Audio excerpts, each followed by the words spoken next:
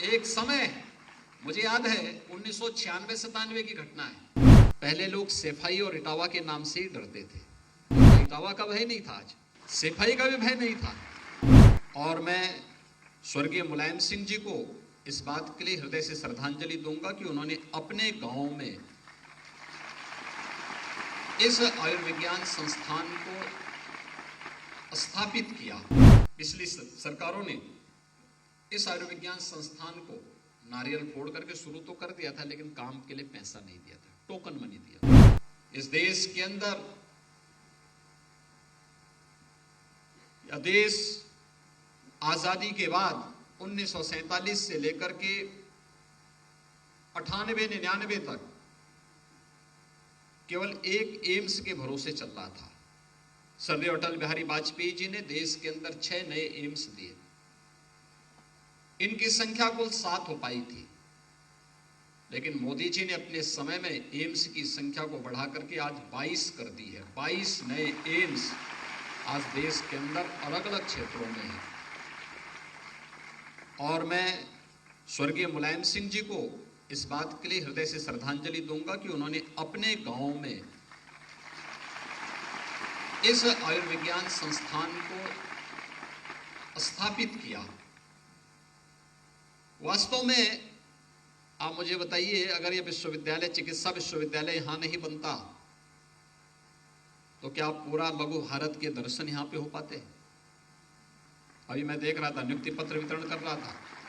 कोई जम्मू कश्मीर से है, कोई उड़ीसा से है, कोई इटावा से है, कोई उन्नाव से है, कोई सीतापुर से है, कोई लखनऊ से है।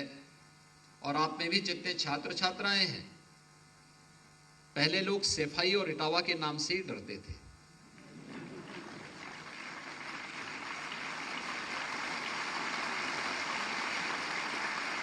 लेकिन जब पूरा लघु भारत यहां पे आया तो लघु भारत के कारण लोगों का इंटरेक्शन, एक संवाद,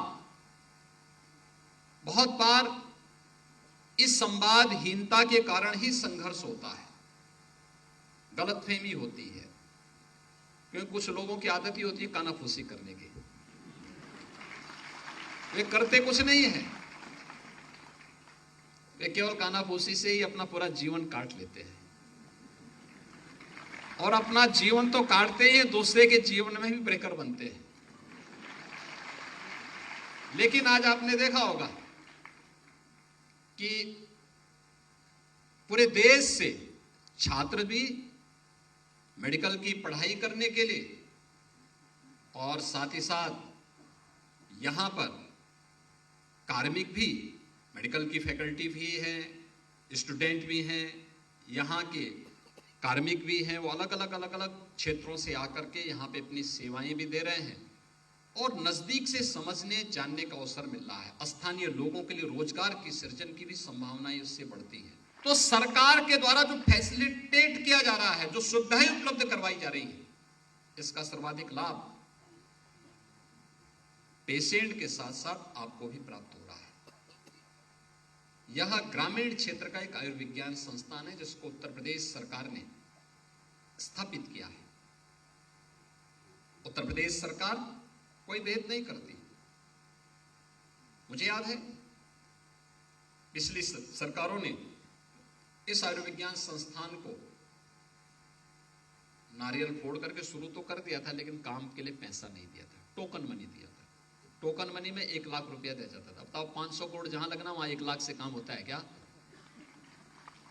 तो ऐसे ही होता। फिर तो हम भी बोलते हुए डॉक्टर से सबसे कहते हुए काम करते हैं कि आपको टोकन मनी वेतन के रूप में देते हैं, आप जो है बाद में कभी ले लेना, जब हम नहीं रहेंगे तब बाद में ले लेना। क्या ऐसे काम चलेगा?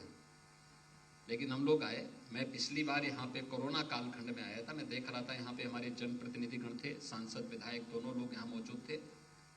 इन लोगों ने कहा कि साहब यहाँ पे जो है सुपर स्पेशलिटी का ब्लॉक बनना चाहिए।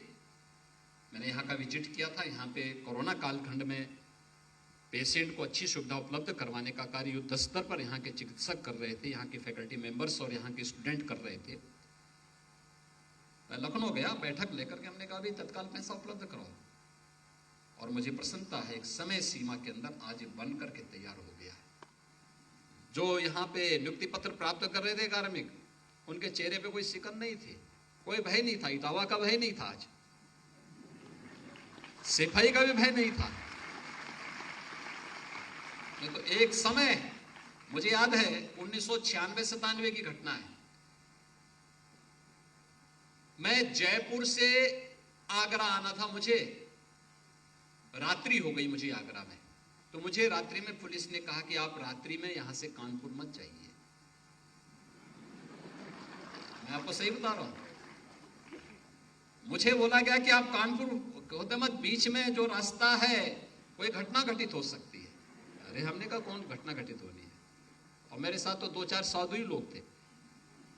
मैंने कहा हमारे साथ कौन घटना होनी है? कहा नहीं साहब, रात्रि को मत जाइए, आप एक काम करना, जब सुबह आराम से जाइए, रात्रि को आप यहीं रुकिए।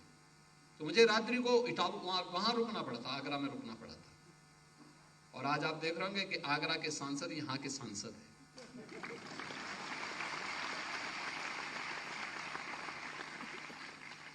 यानी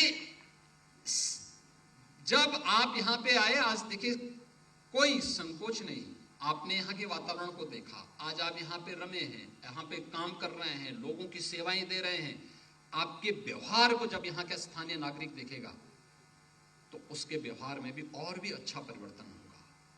देख करके लोग सीखते हैं, जानते हैं। आपको उनकी अच्छी चीजों को अपनी ओर अपने साथ ले जाना है, और वे आपकी अच्छी चीजों को वे लोग भी अंगीकार करेंगे, स्वीकार करेंगे। ऐसे में ही एक व्यवस्था आगे बढ़ती है, और देश के विकास के संकल्प को तब हम आगे बढ़ा पाएंगे।